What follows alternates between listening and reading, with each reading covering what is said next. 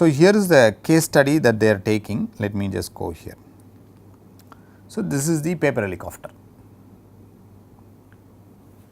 Okay. It is simple. What happens is you take a paper like this, you fold it across here, you cut this guy in between and then you fold the heads like this. So, it will be something like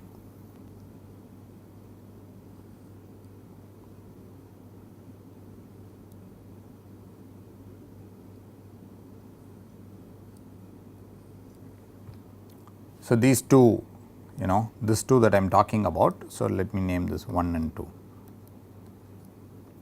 This is how it will look like. Okay. And then of course, I will have this intermediate stuff that will run through. Okay.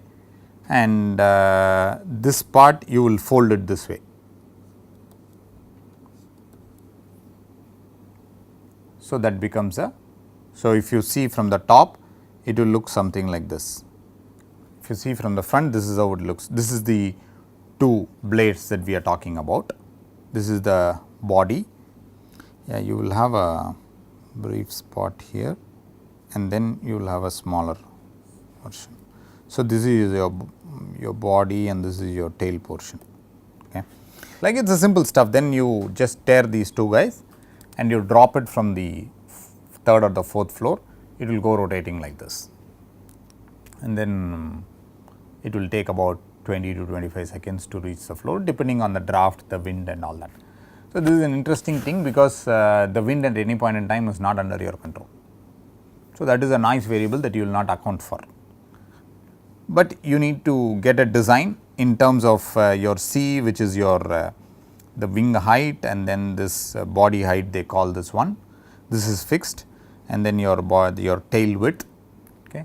You can, these are the variables, your B, C, D, and the number of gem clips and the type of paper that they have used, the regular paper and then bond paper. These are the stuff that they would have used. So, this is the basic helicopter that is there. Okay.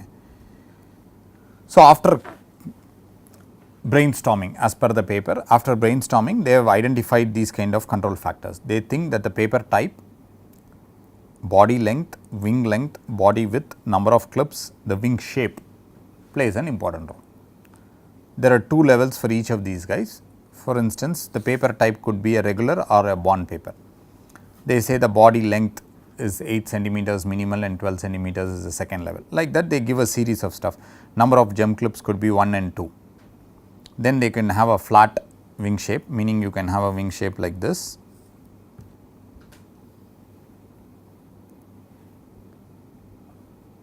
You can have a flat wing shape like this, or you can have a tapered wing shape like this. Okay. They would have discussed these studies. So, these are the factors that they thought will contribute to the flight time. What they wanted to understand is what combinations of these should I have a paper body length of 8 centimeters or 12 centimeters? Should I have a number of clips to be 1 or 2? It could be a combination of these guys, right. So, I wanted to identify that one combination where my flight time will be maximum, and it should also be robust. Please understand, maximum is only a mean process, mean of the process. The flight time is a variable. The mean of that variable is what I want to maximize, but at the same time I also want it to be robust. You fly it 100 times, only once you will get maximum. What is the point? Okay. I want the process variability also to be less. So, I want to find a robust design that will also be maximum. So, the mean should be maximum, that is the point. What they do is this, So, after careful discussion and brainstorming and all that, they identified that only these three interactions are important. They say the body length and wing length, B and C, body length and body width, paper type and body length. They might have done some initial experiments, trial and error to understand this. So, what they are saying is we are going to have how many variables? 3 plus 3, 6, 2 levels each. So, what is a full factorial experiment will require you to do?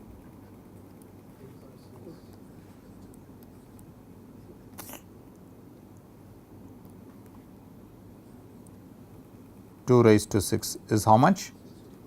64 experiments. But let us put a cost on your helicopters. Each helicopter is at least 1 lakh.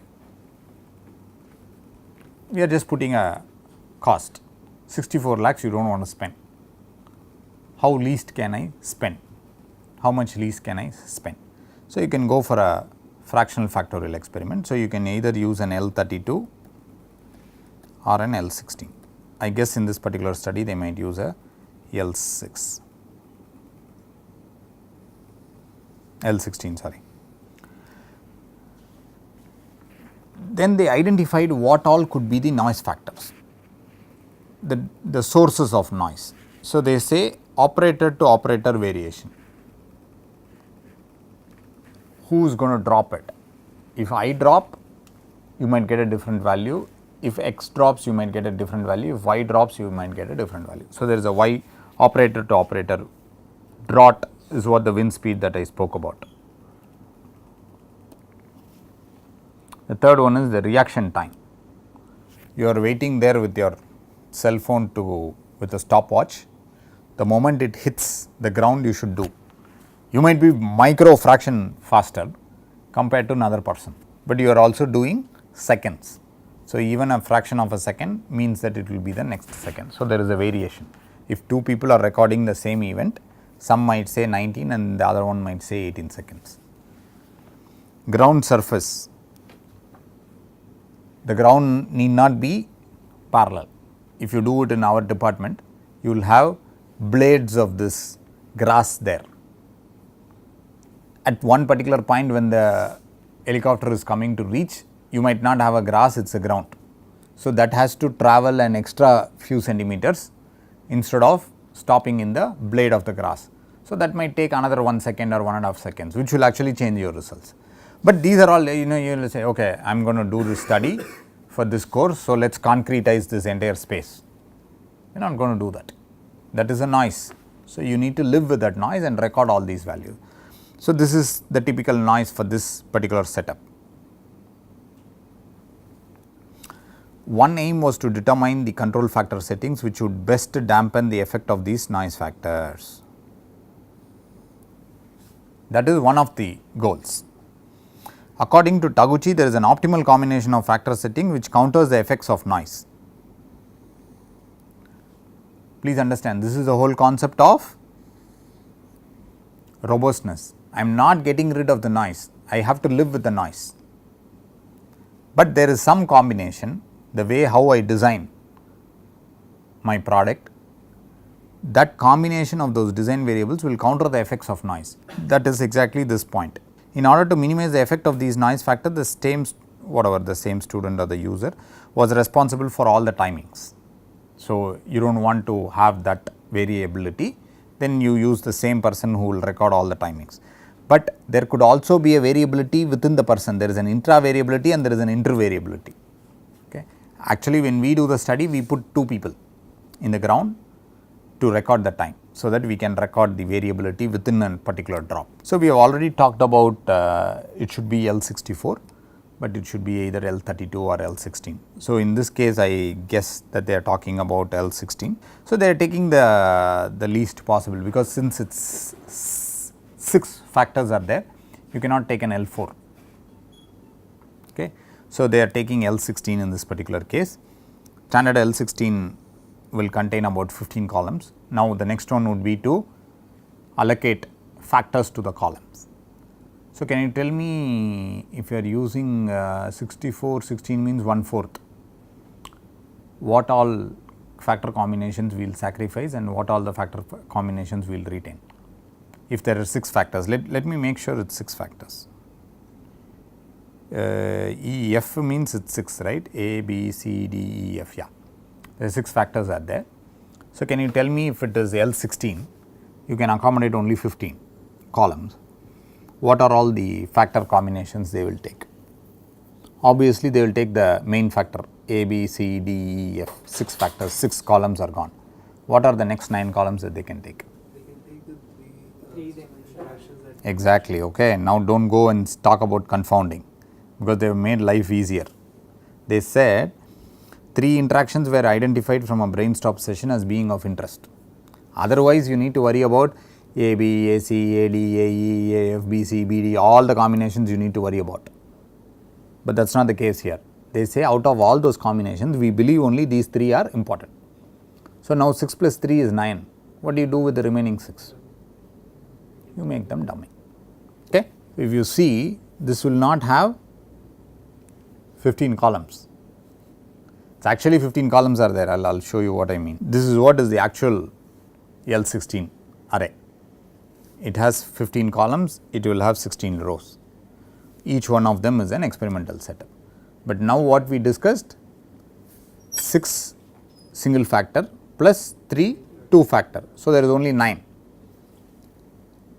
What they are doing is they are only giving that subset. They got rid of the columns where they are not assigning factors. So, if you see here 1, 2, 3, 4, 5, 6, 7, 8, 9, there is only 9 columns, but they are giving you the column numbers which they picked. How would they would have picked these ones? From linear graphs. did it using linear graph. Okay. So, they have done this. So, using a linear graph you can select this one, that is simple. Now, what is happening? Let us take this particular case, case number 7. What does this case number 7 mean? D is at level 1. What is D? D is body width. Body width is at level 1, 2 centimeters. Then let us say paper type is regular and bond. Paper type is A. Paper type A is here. A is bond paper they are taking, or regular paper, whatever was level 1, they are taking that. Similar to that, there are different levels in which they are doing. But what is the meaning of BD? Meaning of B taking level 2 I understand, meaning of D taking level 1 I understand. What is BD being 2, level 2? This we discussed the other day. There is no physical meaning for BD being 2. When your B is 1 and your D is 1, your BD is 1. And when your B is 2 and your D is 2, your BD is 1. When they interchange,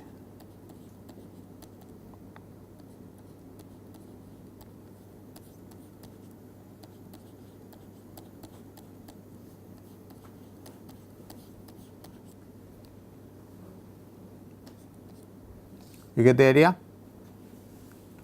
Let us check that. D is 1, B is 2, so BD is 2.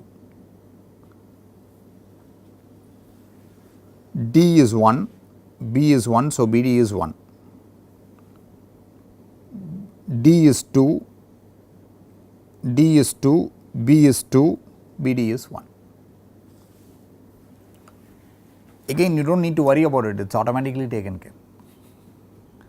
You just need to assign, take the linear graphs, you assign the columns properly, you assign the factors to the columns properly, that is all. It is automatically taken care. I did not go and do anything, neither would have Jiju done anything. It is automatically taken care, but you need to understand this part of it. And if you ask me what do you mean by BD taking 1, there is no physical meaning for that. Only the individual factors can take levels of 1 and 2. The combination will dictate what will be BD1 or BD2, that is all. So, this is the time. What is happening? I am doing 2 drops every time. First we drop it, we check out what the time is. It was 2.76 with the first setup. The same helicopter was taken to the 3rd floor, then again dropped by the probably by the same person or by a different person, and the same person tracks the time and records a time of 2.83 seconds. Okay. I think it is seconds in this, 2.83 is too less, but it is okay. Now, what they are doing is they are doing it for 16 experiments. So, this is what we have discussed so far, correct. In the other example also we have done, but there are plenty more things that you can do out of it. What is it that we have discussed so far is, if you want to know the maximum flight time, how will you find it? because that is one of the outputs of your DOE, right. It can give you statistics. What you can do, you can go here, and then you can tell I am going to find the, I can going to find the max, I am going to find the min of each of these guys, or I am going to find the average of this entire column, but that is not what you want. Of course, you want to find the maximum flight time, but also you want to reduce the variability for the noise. Experiment number 7 gave me 3.39, in my second drop it gave me 3.0901. Why? There would have been a draft. The first one landed on the plain ground, the second one landed on a blade of grass. So, it was earlier than that. There is some noise, but I want to find out a design that is insensitive to these noises, operator variability. I need to find a design. So, it is not enough if you find a combination that gives you the max, but you also have to find an experiment that will reduce this guy. So, it is a 2 problem. You want to maximize your mean and you want to minimize your variation. So, this is actually what we call the multi-objective problem. It is 2 objectives, but the beauty of SN ratio is it combines that for you. You want to maximize your mu. So, let us put your mu in the top in the numerator, and you want to minimize your variance. So, what we will do is we will put that guy in the denominator, and now you want to maximize your ratio. Since the variation is in the denominator, it is 1 over the quantity of interest. Maximizing that is equivalent to minimizing that, maximizing 1 over the quantity is equivalent to minimizing the quantity. So, that is the beauty of SN ratio formulation. This is important, that is what that first step says, formulation of your problem. So, you can say like, okay, I am going to do a trade-off study, I will maximize my mean and then I will minimize my standard deviation, or you can say I am going to do an SN ratio formulation where I will maximize my SN ratio, done. Otherwise, you will have to solve a multi-objective problem, that is not what you are doing here. Okay. So, we will see how they are dealing with the problem. What type of a quality characteristic is this problem? Larger the better, you want maximum flight time. So, what is the corresponding, if you remember want to know the loss function, larger the better, right. So, it should be like this.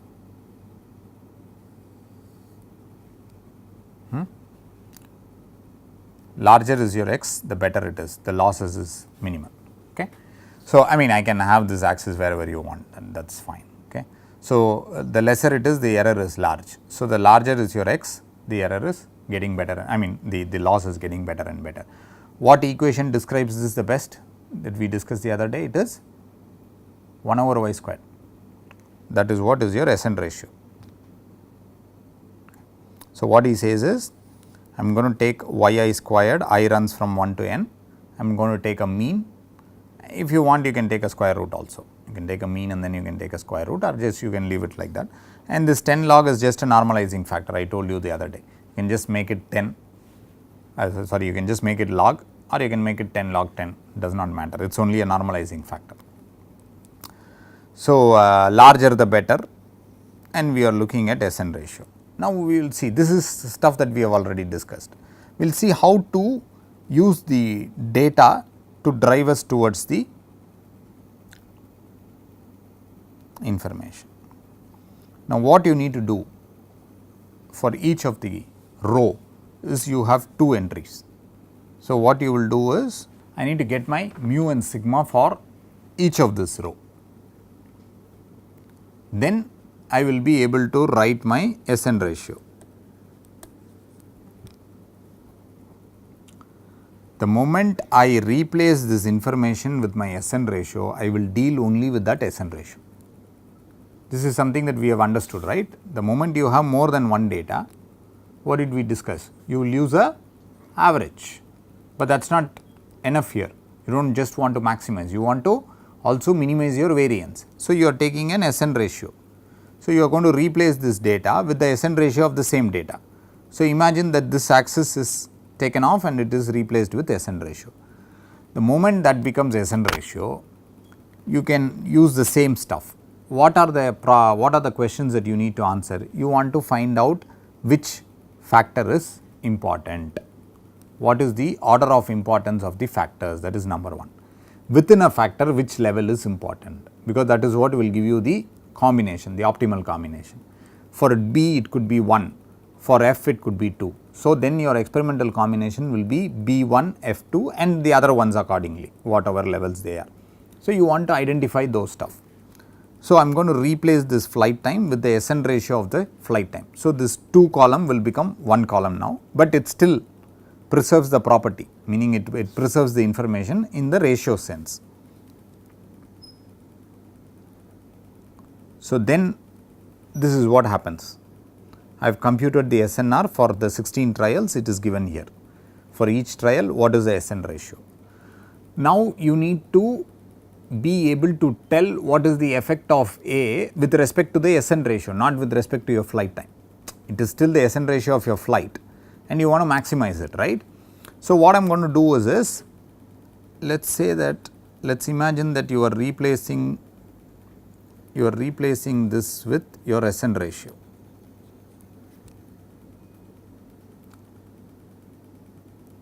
It is a response. Orthogonal array or analysis does not care whether you replace it with SN ratio or flight time, it is just analysis that you need to worry about. Okay. Now, if I want to understand the effect of D on this SN ratio, how will I do that? Average of first one, average of second. For this particular guy, I will take the average of this guy, that let me call it D1 average, and then I will take an average of this, that I will call D2 average. The difference between the two will give me the effect of D. So, will be the case for C. I will take all the cases in which it is 1. I will find C1 bar, then I will take these 8. I will take C2 bar, take the difference of those two, that will tell you the effect of C. This is exactly what they have done. Okay. You know what I am talking about, right? There is SN ratio for these 8 entries that we saw. I am going to take an average of those 8, not the average of this is just 1. What I meant is those are the experiments. For those experiments, what is your SN ratio? You take those 8, take an average. You take these 8, you take an average. Similarly, you take this 4, add up to this 4, you take an average for the second one. Similarly, the second 4 and the last 4, add them, find an average. That will, the difference between the C2 average and the C1 average will give you the effect of C. That is exactly is what happening here. SNR 1 bar for D is 7.81. This is what I wrote as D1 bar, D2 bar, and then the effect will give you this. That is all. Now, tell me which of this factor is most sensitive? Sorry? C, yeah? C is 1.52. Which one is the next sensitive?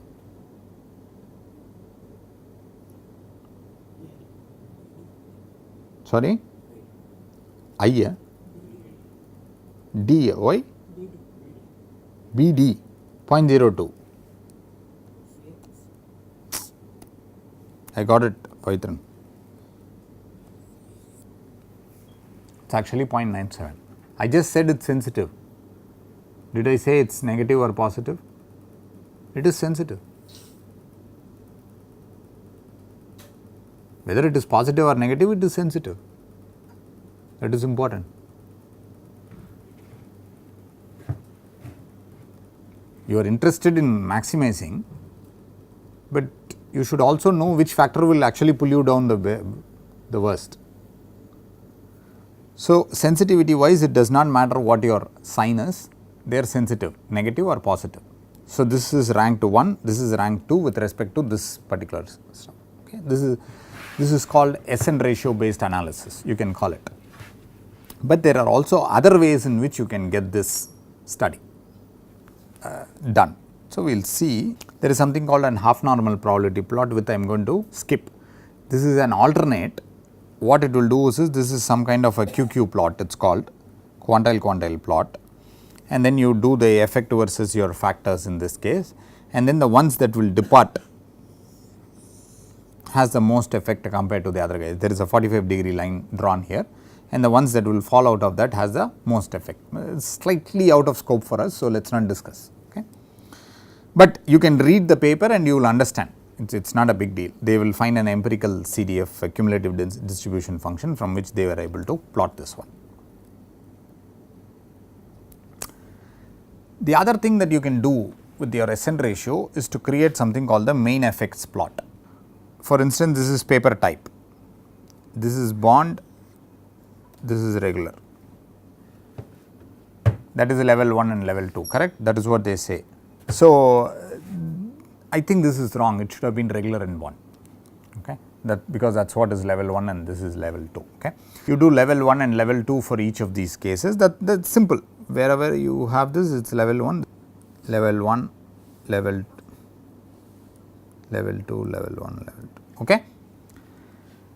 Now, what I am going to do is this y axis is an SN ratio, it does not care what it is meters or is it 1 or 2 or whatever it is, right, it is just an SN ratio. So, I am plotting the SN ratios.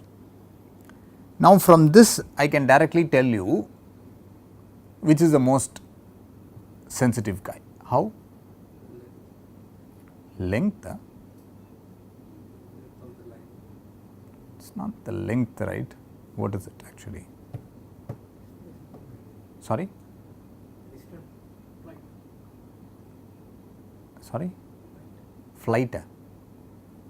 Flight is over. We have converted the flight time into SN ratio. We are playing with SN ratio here.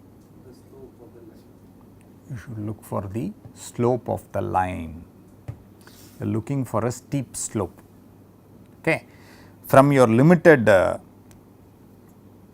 visual presentation that I give you here, which do you think has the good slope? That is the word. Third one, wing length. Why? Because it is long, is it? You know what slope is, right? More y axis travelled for the same x axis.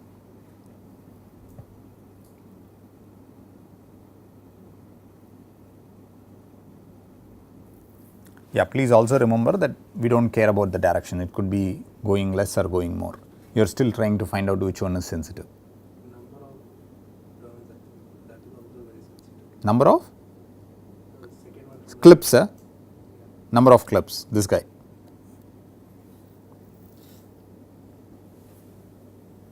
Okay. So, there is some visual stuff that you guys think that wing length is 1 and the number of clips is right. So, it is okay, we will see what they finally find out. C was what? So, you guys were right, C was 1, we got C to be the topmost influencer even in this analysis. From just plotting the SN ratio also you got it. The second best you claim is the number of clips, but here A is nothing but your paper type that had the best effect next, that is this guy here. Okay. If you see, I hope you are able to see, is the value of the slope, the magnitude of the slope might be more or less same for these guys. Okay. So, we will check. So, we can just identify by length as well. The larger the length, the larger the y, the larger will be the slope. That is the effect, that is also true. If you take it, if you normalize all of them, that is what is happening is in a SN ratio. You can take the lengthwise also, because what is happening is, see, the normalization is with the normalization is with respect to your x axis. So, for the same x, you are moving from level 1 to level 2. I do not care whether you are moving from 8 to 12 or you are moving from meaning 8 centimeters to 12 centimeters or you are moving from 1 clip to 2 clips. It is the same with respect to me because it is normalized from level 1 to level 2. You are jumping from one level to another, you have crossed one level, that is what it is. For one level, what is the maximum distance I have covered in y? So, that is maximum with respect to wing length, that is what is your slope. The second best would be this guy, the third best is this, and probably the fourth best is this. So, if you paper type, number of clips should be more or less the same. Let us see, number of clips was E, is it? Yeah, E, I think number of clips was RF. I am sorry, I should have organized this much better. Number of clips was E and wing shape was F. So, number of clips is E as we pointed out, and wing shape also has a good this thing. Yeah, see, wing shape is more or less the same in this one. So, these are supporting, and if you see ACEF here also it is showing. So, these are multiple ways of reaching the same, but it is not true that always you will get the same. Sometimes this might not capture F. Then you will have to pay additional attention to understand why that is happening. Is it a implementation issue, or naturally there is a F is not that kind of an influencer, okay? Because these ideas come from slightly different concepts, all are statistics with slightly different basics. So, you just need to pay attention to that, that is all. Okay. So, now this gives you the which is the highest influencer, this one tells you, right. But now that is just not what you want. You want something more also. You want to maximize your SN ratio. If you go here, I can just find the SN ratio which we have already found here, and I can find the maximum one which is 10.06, experiment number 7. I can go and say that experimental setup 7 is what the best is. Is that right, or should we do something else? If there is any other combination, because you remember it is only 1/4 of your original 64, you did only L16 instead of 64. So, how do I do that is, you just come here and you tell me for each factor which was the best operating condition, because the maximum of my factors will give me the maximum of my output, because my interaction is only a reflection of my factors. It is automatically taken care in the orthogonal array. Okay. So, what you can do is you can say paper type level 2, body length level 1. Please remember, here sign is important. Here sign is important. Wing length level 2. So, we will see whether that is correct.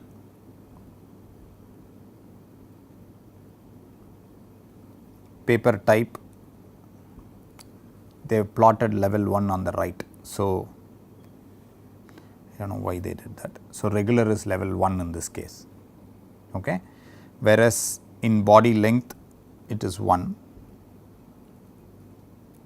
body length it is 1, wing length it is level 2, as you saw it had a positive slope, and then body width. So, you can go around doing this, and then you can say A1, B1, C2, and so on. You can go and you say that is going to be my optimal combination, which is what these people would have done, and they have compared that value, I guess. They did this and then they figured out that gave you a better optima than the existing ones. So, you will have to validate.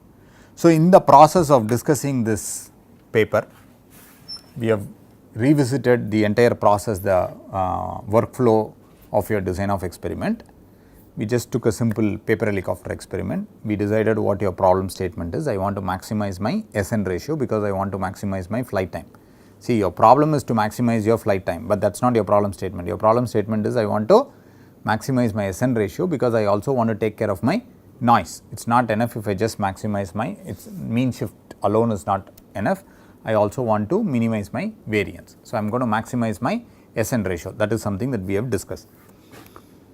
Then in order to do that, you need to identify your factors. In this particular example, the claim is that it comes through brainstorm and they have identified 6 factors, and you will have to choose the levels at which you want to do these tests, then which will again govern the orthogonal array. So, if you are having 6 factors and 2 levels, it is about 64 experiments, but you take 1/4 of it, you run a L16. You need to assign factors to it, wherein they decided 6 single factors and only 3 interactions are required. I do not want higher order interactions, even in the 2 factor interactions I do not need more than 3. So, this comes from expert knowledge or brainstorming. So, they pull in that and the remaining rows or columns are kept as dummy. Dummy means you do not bring them into action, that is all. Okay. So, you do that and then we looked at couple of ways in which you can do that. You can do an SNR based analysis or you can plot SNR, what they call as the main effects plots. You can do that and then you can get this result. There is one thing that we do not discuss in this course is called the Anova, analysis of variance, which is more quantitative and which is the way usually people are satisfied by doing. This is kind of a first cut analysis that you can do.